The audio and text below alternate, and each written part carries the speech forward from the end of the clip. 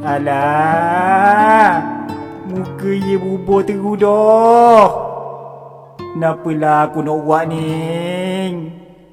Jangan ye rosak sebab nak selamatkan aku. Sebab aku.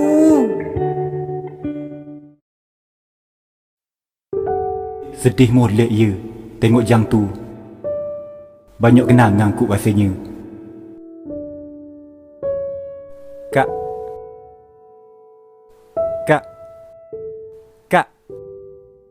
Hari minta maaf kak sebab masalah hari jang kak pulak jadi gosok gitu. Ilek Nuak kan yuk. Sampai masa ya dah nak gosok. Ya teragi nak buat muka relax. Dah lah aku panggil saat ni dah dengar. Galik ngejang ya. Serba salah pula aku. Kalulah ya dok tolong aku tadi, dok jadi gini rasanya. Tapi mungkin aku pula kau masuk hospital kena kucing dengan buat-buat tu.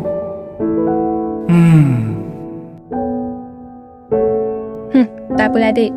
Boleh beki lagi Nanti kat tu kedah beki. Kiranya janing berjasa lah sebab nak selamatkan adik tu. Kalau dok boleh beki kak, nak saya ganti ke kak? Berapa harga jam tu kak? Kalau mahal, habis. Nak ganti. Banyak ingat ke PT hari Ada lah kak. Dalam 50-60 ya. Dalam challenge. Tak payah. Cuma kak nak ser je permintaan. Boleh? Nak minta napa pula kak ni? Kak nak minta napa Pada bawah muka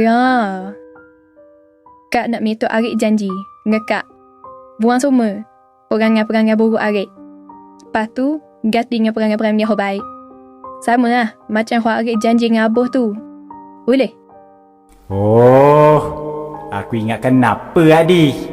Kalau ni mesti boleh. InsyaAllah kak, saya akan tiyo sehabis molek untuk diri saya kak. Janji.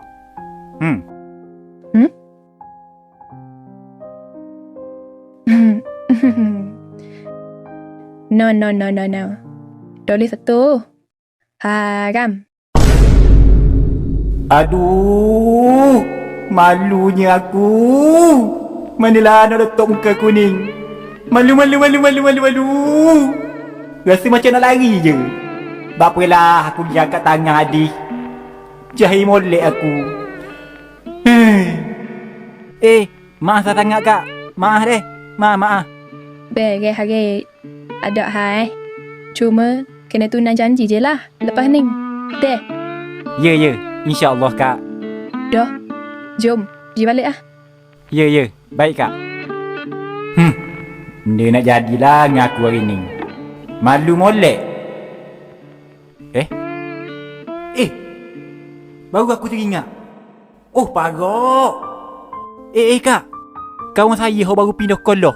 Saya kabur tadi. Dia kena kerja belum tu. Ngepuk-puk adik. Saya kena pergi cari dia lu Motor dia ada di sini Kak balik lu Lah, gitu pula. Dah? Okey dak tu. Pergi seorang Cik, kak. Tahu kamu power. Okey je kak. Perut kita ni pun beres dah slow Jaga diri molek. Ya kak. Arif. Set ni. Jumpa ganda pula. Mari sama.